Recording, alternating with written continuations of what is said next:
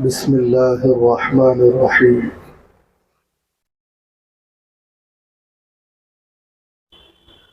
إن الله يأمر بالعدل والإحسان وإيتاء ذي القربى وينهى عن الفحشاء والمنكر والبغي يعظكم لعلكم تذكرون. صدق الله العظيم.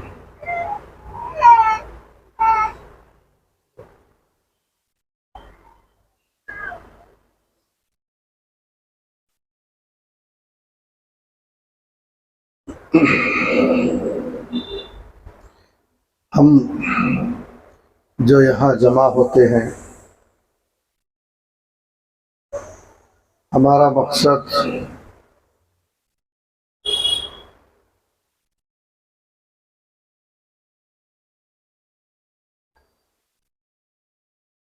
اللہ کا حقیقی بندہ بننا اور دنیا میں رہتے ہوئے آخرت کی تیاری کرتے ہوئے زندگی گزارنا.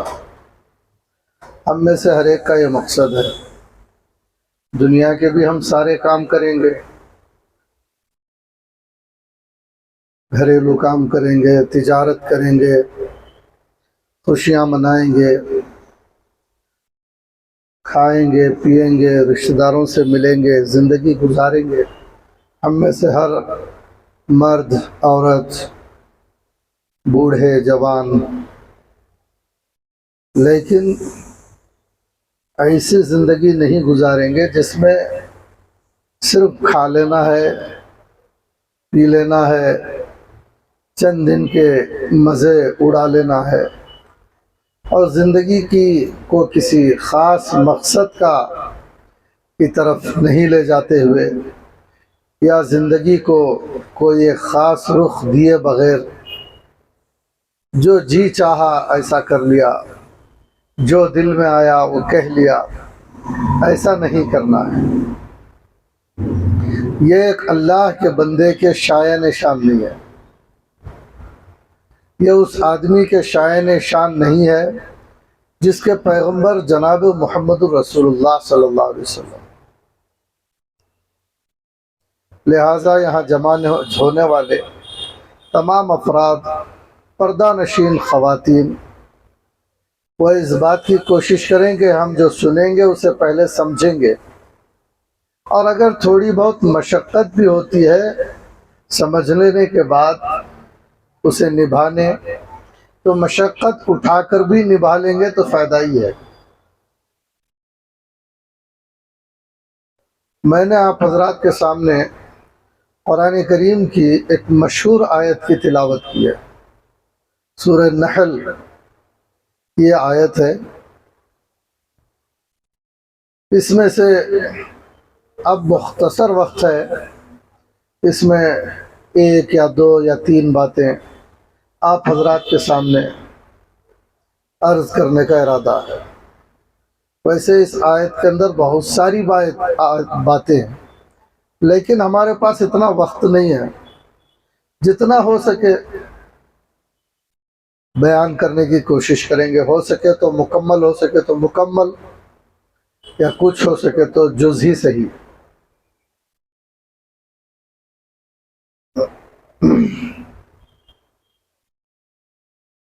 یہ آیت بہت اہم ہے. رسول اللہ صلی اللہ علیہ وسلم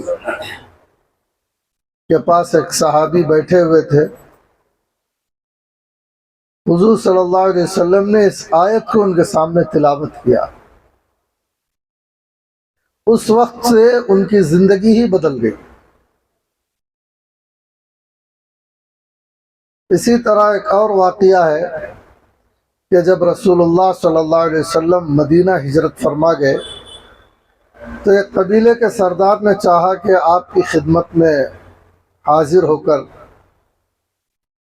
آپ سے ملاقات کی جائے، اور اس نے اس بات کا مشورہ کیا تو یہ طے ہوا کہ آپ کا جانا مناسب نہیں ہے، آپ کی طرف سے 2 قاصد روانہ کر دیے جائیں. تو 2 قاصد ایک قبیلے کے سردار کی طرف سے رسول اللہ صلی اللہ علیہ وسلم کی خدمت میں بھیجے گئے، انہوں نے جا کر کہا کہ ہم فلاں سردار کی طرف سے آئے ہیں، ہمارے پاس 2 سوالات ہیں، اس کے جواب دینا ہے۔ ایک سوال یہ کیا انہوں نے کہ آپ کون ہیں؟ حضور صلی اللہ علیہ وسلم نے اس کا بہت مختصر جواب دیا، حالانکہ وہ بہت تفصیلی جواب چاہ رہے تھے۔ حضور صلی اللہ علیہ وسلم نے اس سوال کا صرف اتنا جواب دیا کہ میں محمد ہوں اور میرے والد کا نام عبداللہ ہے۔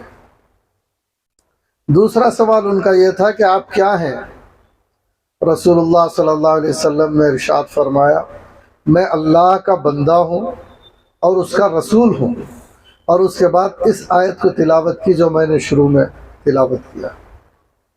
اس آیت کو سننا تھا کہ وہ دونوں قاصدوں کی حالت یہ ہو گئی کہ انہوں نے درخواست کی رسول اللہ صلی اللہ علیہ وسلم سے کہ ایک مرتبہ اور پڑھا جائے اسے۔ رسول اللہ صلی اللہ علیہ وسلم نے پھر اسے دہرایا، بلکہ آپ صلی اللہ علیہ وسلم دہراتے رہے اسے، اس آیت کو، اور یہ آیت دہراتے دہراتے ان کو یاد ہو گئی۔ اور پھر اپنے علاقے میں پہنچ کر انہوں نے اپنے سردار سے بتایا کہ ہم نے یہ 2 سوالات کیے ہیں۔ پہلا سوال یہ تھا اور اس کا انہوں نے مختصر جواب دیا، جبکہ ہم تفصیلی جواب چاہتے تھے۔ البتہ ہم نے دوسروں سے معلوم کیا تو دوسروں نے ساری تفصیلات بتائی، آپ کا خاندان کیا ہے، آپ کے دادا، آپ کے قبیلے کے بارے میں ساری تفصیلات سردار کو سنائی گئی۔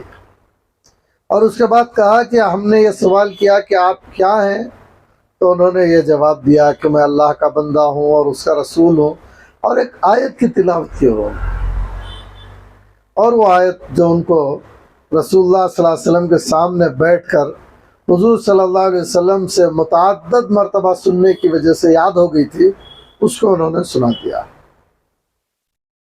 اس آیت کو سننا تھا کہ وہاں کا سردار اتنا متاثر ہوا، وہ اپنے قبیلے کے لوگوں کو جمع کیا انہوں نے، اور کہا کہ دیکھو، پھر اپنا تاثر بیان کیا، اور اس کے بعد کہا کہ تم لوگ اسلام لانے میں جلدی کرنا۔ یہ انہوں نے اس کی ترغیب دی۔ اس سے معلوم ہوتا ہے کہ قرآن کریم کی آیت کتنی اہم ہے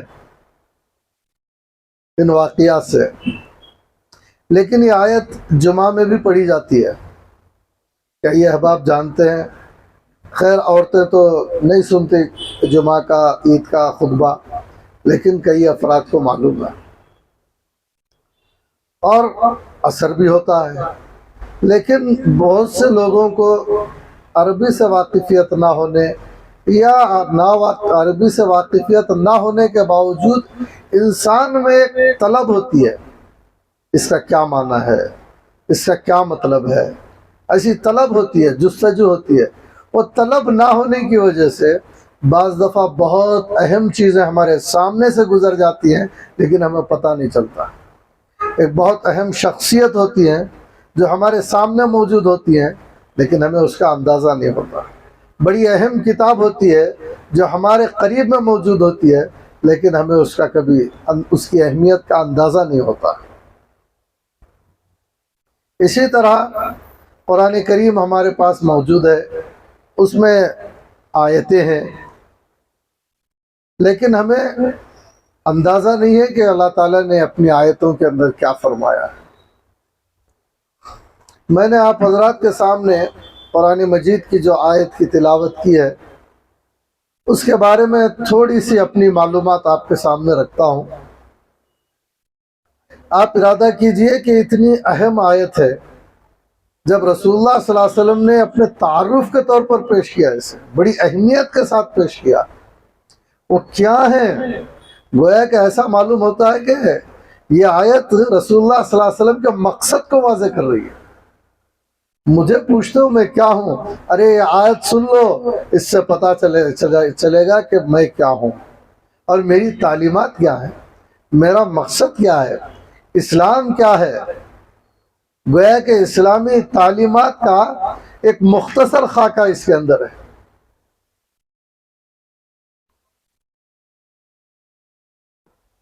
تو اللہ تبارک و تعالیٰ نے یہ حکم دیا ہے کہ ان اللہ یأمر بالعدل والاحسان وایتاء ذی القربى، بے شک اللہ تبارک و تعالیٰ عدل کا یعنی انصاف کرنے کا حکم دیتا ہے۔ اللہ تبارک و تعالیٰ کا حکم یہ ہے کہ انصاف کیا جائے اور احسان کا معاملہ کیا جائے اور ایتاء ذی القربى اور اپنے قرابت داروں کے ساتھ ان کو دینے کا سلوک کیا جائے۔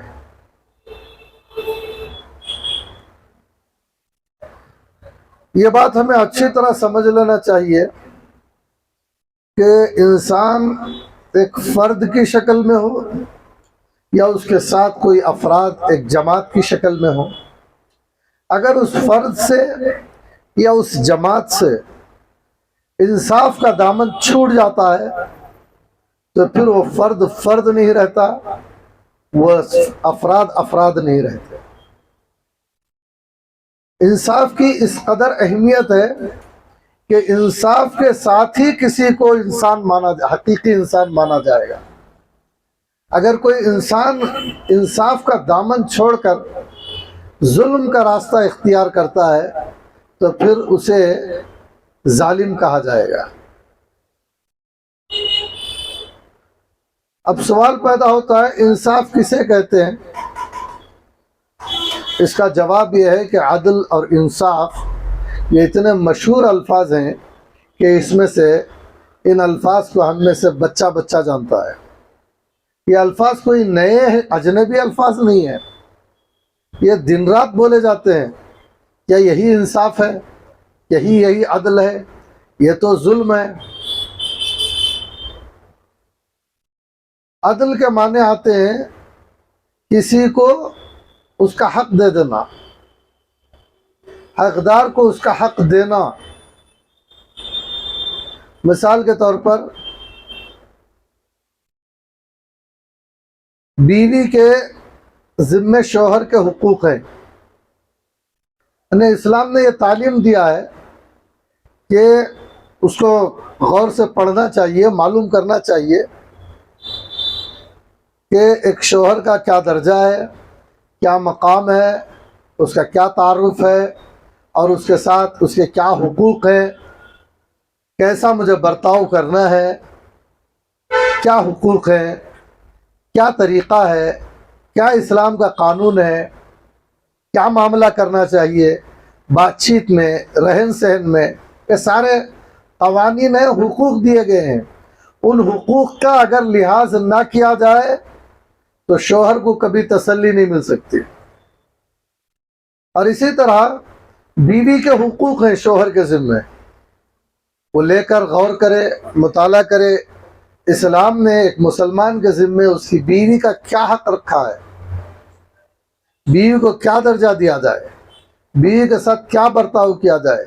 اگر وہ پڑھ کر بیوی کے ساتھ وہ برتاؤ کرے تو زندگی میں بیوی کو کبھی شکایت ہی نہیں ہو سکتی۔ بولنا سکھایا اسلام نے، کیا بولا جائے، بیوی سے کس طرح بات چیت کی جائے، کس طرح معاملہ کیا جائے، کس طرح سلوک کیا جائے، گھر کا ماحول کیسے رکھا جائے، یہ انصاف کیا جائے۔ انصاف اگر کیا جائے، انصاف سے کام لیا جائے تو نہ بیوی کو شوہر سے شکایت ہوتی ہے، نہ شوہر کو بیوی سے شکایت ہوتی ہے۔ اور اسی طرح بچوں کے حقوق، ماں باپ اگر بچوں کے حقوق کا خیال رکھیں تو بچوں کو کبھی شکایت نہیں ہوگی ماں باپ سے۔ آج بچوں کو ماں باپ کا لحاظ ہی نہیں ہے، اور پھر ماں باپ بھی بچپن میں بچوں کا خیال نہیں کیے، حالانکہ وہ بچے ان کے پاس 18 سال رہے، 20 سال رہے، 22 سال رہے، ان کے ساتھ انصاف کرنے کا ان کو موقع تھا۔ وہ دیکھتے اپنے ماں باپ کا انصاف، وہ ماں باپ کی حق پرستی، ماں باپ کی سچائی، تو ان کے قائل ہو جاتے، نافرمانی کیوں کرتے۔ لیکن ماں باپ کو بھی معلوم نہیں ہے اسلامی تعلیمات کہ بچوں کے ساتھ کیا برتاؤ کرنا چاہیے، اولاد کا ہمارے اوپر کیا حق ہے، اس کا انہیں اندازہ ہی نہیں ہے۔ کتنے ماں باپ ایسے ہیں جن کو یہ بھی نہیں معلوم کہ بچی کا کیا نام رکھنا چاہیے، بچے کا کیا نام رکھنا چاہیے۔ یہ بچے کا ماں باپ کے اوپر حق ہے کہ اس کا اچھا نام رکھا جائے۔ لڑکا پیدا ہو تو اچھا سا نام رکھے، لڑکی پیدا ہو تو اچھا سا نام رکھے، یہ اس کا حق ہے۔ علماء نے لکھا ہے، ہم اولاد کے حقوق میں یہ بات لکھی ہے۔ آج ہم نام ہی ایسا رکھتے ہیں جو ایک دم اجنبی نام ہوتا ہے اور بے ڈھنگا سا نام ہوتا ہے، جس کے کوئی اچھے معنی بھی نہیں ہوتے، اور اہل علم میں اس کی کوئی پہچان بھی نہیں ہے، اس کا کوئی تعارف بھی نہیں ہے۔ نہ ہم بچوں کا انبیاء جیسے نام رکھتے ہیں، نہ صحابہ جیسے نام رکھتے ہیں، نہ صحابیات کے نام رکھتے ہیں لڑکیوں کے، جو چاہے نام رکھ دیتے ہیں۔ ایسا نہیں ہے، یہ ایک اہم کام ہے۔ بچے کی پیدائش پر بچے کا اور بچی کا اچھا نام رکھا جائے، اسلامی نام رکھا جائے، عمدہ سے عمدہ نام رکھا جائے، اس کو کام سمجھا جائے۔ اور اسی طرح بہت سے لوگ بچوں کی صحتوں کا خیال نہیں رکھتے، ماں باپ اتنے لوگ ایسے ہیں، ان کو ٹھیک سے کھانا نہیں دیتے، پینے نہیں دیتے، بیکریوں کا منگا کر دے رہے ہیں، بریڈ دے کر بھیج رہے ہیں، کچھ ایسا ویسا الٹپ کر رہے ہیں، بچے بیمار اور بالکل لاغر، کمزور، دبلے پتلے، کوئی پرواہ ہی نہیں ہے۔ اور اسی طرح لاپرواہی، صحتوں کا خیال نہیں ہے۔ بچوں کی صحت کا خیال رکھا جائے، معتدل غذا ان کو دی جائے، اچھی غذا دی جائے جس سے بچہ صحت مند رہے، بیمار نہ پڑے، اس کے آرام کا خیال رکھا جائے، اسے اچھا بستر دیا جائے، اسے صاف ستھرا ماحول دیا جائے۔ اور پھر اسی طرح تعلیم کی پرواہ نہیں کرتے۔ تعلیم کا انسان کی زندگی پر بہت اثر مرتب ہوتا ہے، لیکن کئی لڑکے ایسے ہیں 7 سال کی عمر میں ان کو قرآن شریف شروع کروانا تھا، دینی تعلیم پڑھانا تھا، نمازوں کی ترغیب دینا تھا، ان کے سر پر ٹوپیاں رکھنا تھا، اور بچیاں ہیں تو ان کو سر پر کچھ کپڑا ڈالنے کی ترغیب دینا چاہیے تھا۔ ایسا سب نہیں ہوا، قرآن کریم کی تعلیم نہیں دی گئی، ایسا نیک ماحول نہیں دیا گیا، مسجد کا ماحول نہیں دیا گیا، دینی ماحول نہیں دیا گیا۔ یہ بھی ماں باپ کا حق ہے، یہ بھی ماں باپ کو کرنا چاہیے، یہ انصاف ہے بچوں کے ساتھ۔ وہ نماز پڑھیں گے، قرآن پڑھیں گے، دینی ماحول میں رہیں گے، اللہ سے ڈریں گے، تو ماں باپ کے معاملے میں بھی اللہ سے ڈریں گے۔ آج یہ بھی نہیں ہو رہا ہے۔ کتنے ایسے حقوق ہیں، نہ نام ٹھیک رکھتے ہیں، نہ تو جو ہے صحت کا خیال رکھتے ہیں، اور تعلیم کا خیال نہیں، قرآن کریم کی تعلیم نہیں دی جاتی ہے، اور تربیت نہیں کی جاتی ہے۔ بچوں کا یہ بھی حق ہے، ماں باپ کے ذمہ یہ بھی ذمہ داری ہے کہ ان کی تربیت کی جائے۔ بچہ کیسا بول رہا ہے، بچی کیسی زبان بول رہی ہے، اگر بے ڈھنگی زبان، جاہلانہ زبان بول رہی ہے تو اسے ٹوکے، بچی ہے تو بھی ٹوکے کہ ایسا نہیں بولتے، ایسا بولنا چاہیے۔ کوئی بے ڈھنگا سا کام کر رہے ہیں تو ان کو ٹوکو۔ چھوٹے بچے میں ٹوکتے ہی نہیں، لاڑ کرتے ہیں اور سمجھتے ہیں کہ بچے ہیں بچے ہیں، اور یہ بچے لاڑ میں 15 سال کے ہو جاتے ہیں، 20 سال کے ہو جاتے ہیں، 18 سال کے ہو جاتے ہیں۔ اب اگر جب وہ عادت پختہ ہو جاتی ہے تو پھر اب وہ کسی کی نہیں سنتے، لاڑ میں یوں ہی چھوڑ دیتے ہیں بگڑنے کے لیے۔ لاڑ کرنا چاہیے، شفقت کرنا چاہیے، ہمدردی کرنا چاہیے۔ آپ اچھا کھلائیے، صاف ستھرا ماحول دیجیے، اچھے کپڑے پہنائیے، عمدہ غذائیں اسے کھلائیے، پھل فروٹ مٹھائی لا کر دیجیے، لیکن اس میں لاڑ نہیں ہے کہ بچہ جو چاہے بولے، جو چاہے کرے، نماز نہ پڑھے تو بھی خاموش، گالی دے تو بھی خاموش، اور کوئی بے شرمی کی حرکت کرے تو بھی خاموش، یہ کوئی لاڑ نہیں ہے۔ اس سے بچے کے جو ہے بگاڑ کے راستے پیدا ہو جاتے ہیں، پھر یہ شیطان کے حوالے ہونے لگتا ہے۔ اور اسی طرح بعض لوگ تربیت کے عنوان پر ایسی سختی برتتے ہیں بچوں کے کہ مار دیتے ہیں، سخت الفاظ کہہ دیتے ہیں۔ بچیوں کو تربیت کرتے وقت بعض مائیں سخت الفاظ استعمال کر رہی ہیں اور اس کو سمجھ رہے ہیں میں تربیت کر رہی ہوں، غلطی پر ٹوک رہی ہوں، چھوٹی سی غلطی ہے زیادہ بولا جا رہا ہے۔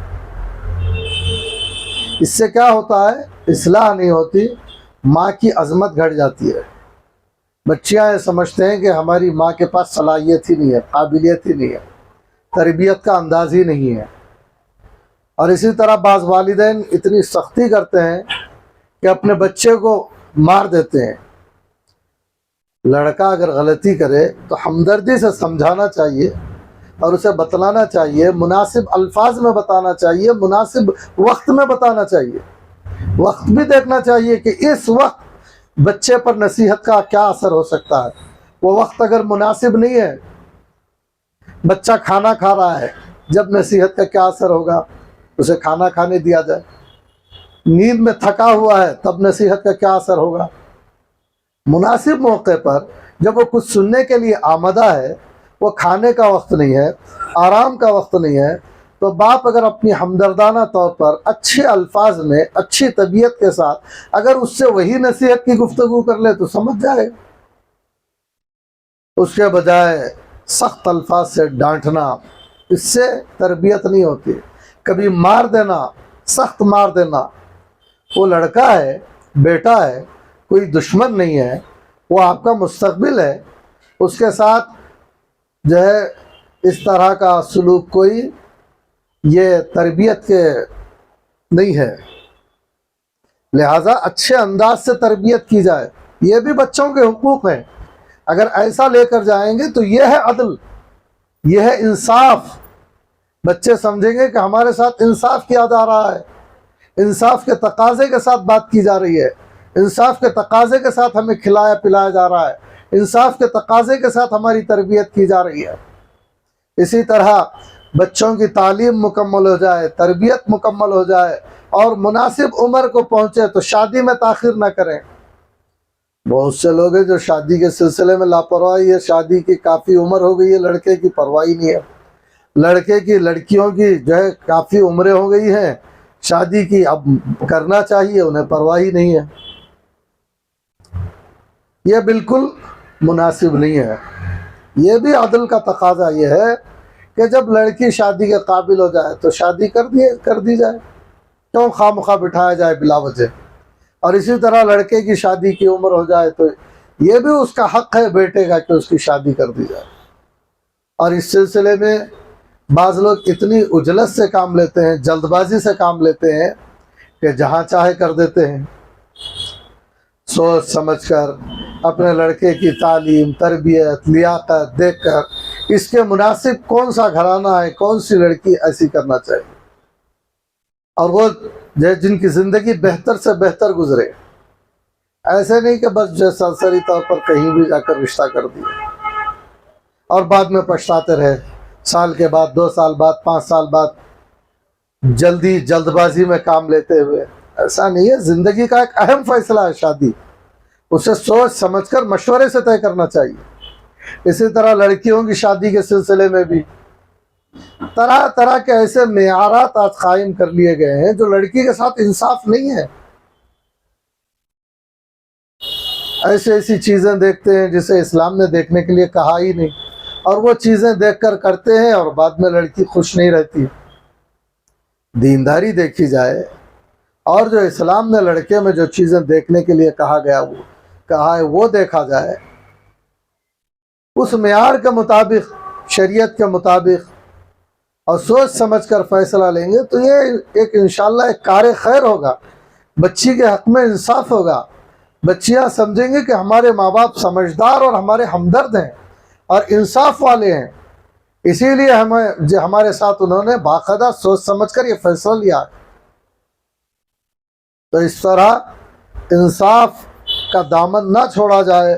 اگر انصاف کا دامن چھوڑا جائے، بچوں کے معاملے میں، بیوی کے معاملے میں، اسی طرح جو ہے بیوی شوہر کے معاملے میں، ماں باپ بچوں کے معاملے میں، اور بچے ماں باپ کے معاملے میں، تو پھر ہمارا کوئی وجود ہی نہیں رہے گا، کوئی بامانہ وجود نہیں رہے گا. پھر صورتاً شوہر کہلائیں گے، حقیقت میں کچھ نہیں، کچھ فائدہ نہیں. اگر انصاف چھوٹ گیا تو صورتاً بیوی ہے، حقیقت میں کچھ نہیں ہے. اور اسی طرح بچے بھی اگر انصاف کا دامن چھوڑ دیں تو پھر ظالم بچے کسی کام کے نہیں ہیں. اور ماں باپ بھی اگر سمجھداری کے ساتھ بچوں کے ساتھ برتاؤ نہ کریں تو پھر وہ بچے بھی وہ کوئی ماں باپ کا سہارا نہیں محسوس کریں گے. آج ایسا ہو رہا ہے، اور اللہ چاہتے ہیں کہ انصاف قائم ہو، سب کو اپنا حق ملے، بچوں کو اپنا حق ملے، بیوی کو اپنا حق ملے، ماں باپ کو اپنا حق ملے، استاذ کو شاگرد اس کا حق دیں، اور استاذ شاگرد کے حقوق پورے کریں، ان کی علمی کمیوں کو دور کریں، انصاف سے کام لے. پھر تو وہ استاذ کے بھی حقوق کا لحاظ کریں گے. یہ انصاف ہے. ان اللہ یأمر بالعدل، اللہ یہ حکم دیتا ہے کہ انصاف سے کام لو، انصاف قائم کرو. بندے اور اللہ کے درمیان بھی انصاف سے کام لو. اللہ کا ایک حکم ہے اور ہمارے نفس کا ایک تقاضا ہے. انصاف یہ ہے کہ اللہ کے حکم کو پورا کیا جائے، اللہ کی ایک مرضی ہے اور ہماری ایک تمنا اور خواہش ہے، مزہ ہے. انصاف یہی ہے کہ اللہ کی مرضی کے سامنے ہماری مزے کو قربان کر دیا جائے. یہ انصاف کا تقاضا ہے. اپنے بارے میں انصاف کیا جائے، اور اسی طرح اپنے ماتحتوں کے ساتھ، دوست احباب کے ساتھ، گھر کے ساتھ، خاندان قبیلے والوں کے ساتھ. اور بھی ایک دو باتیں کہنی تھی، اس آیت کے اندر تھی وہ عدل کے ساتھ احسان. اللہ نے احسان کا حکم دیا، ایتاء ذی القربہ، اور قریبی لوگوں کے ساتھ جو ہے عطا و نوال دینے کا حکم دیا، اور اسی طرح بعض برائیوں سے روکا. وَيَنْهَا عَنِ الْفَحْشَاءِ وَالْمُنْكَرِ وَالْبَغْيِ.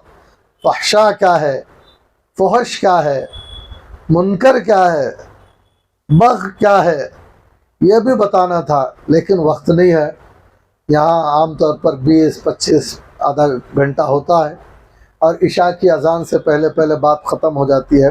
لیکن جو شروعات کی گئی ہے گفتگو کی، اس سے بیان کا منشا تو ظاہر ہو گیا. میں کیا کہنا چاہتا ہوں یہ تو اب چھپا ہوا نہیں رہا، واضح رہا. میں سمجھتا ہوں یہاں تک ہی آج کی گفتگو اگر مکمل کر دی جائے تب بھی ہمارا جمع ہونا کچھ ضائع نہیں ہوا، نقصان نہیں ہوا. کچھ نہ کچھ، کل نہ صحیح، کچھ نہ کچھ تو بہرحال فائدہ مند اور مفید رہا. اللہ تبارک و تعالیٰ سے دعا کرتا ہوں کہ اللہ تبارک و تعالیٰ ہمیں دین کی حقیقی سمجھ عطا فرمائے، اور ہمیں دنیا میں بھی آرام اور سکون کی زندگی، صحت کی زندگی دیتے ہوئے آخرت کی تیاری کرنے کی بھی بھرپور ہمت اور توفیق عطا فرمائے. اللهم صل على محمد وعلى آل سيدنا محمد وبارك وسلم. ربنا آتنا في الدنيا حسنة وفي الآخرة حسنة وقنا عذاب النار. اللهم اهدنا الصراط المستقيم. اللهم أرنا الحق حقا وارزقنا اتباعه، وأرنا الباطل باطلا وارزقنا اجتنابه. ربنا لا تزغ قلوبنا بعد إذ هديتنا وهب لنا من لدنك رحمة إنك أنت الوهاب. ربنا هب لنا من أزواجنا وذرياتنا قرة أعين واجعلنا للمتقين إماما. سبحان ربك رب العزة عما يصفون، وسلام على المرسلين، والحمد لله رب العالمين.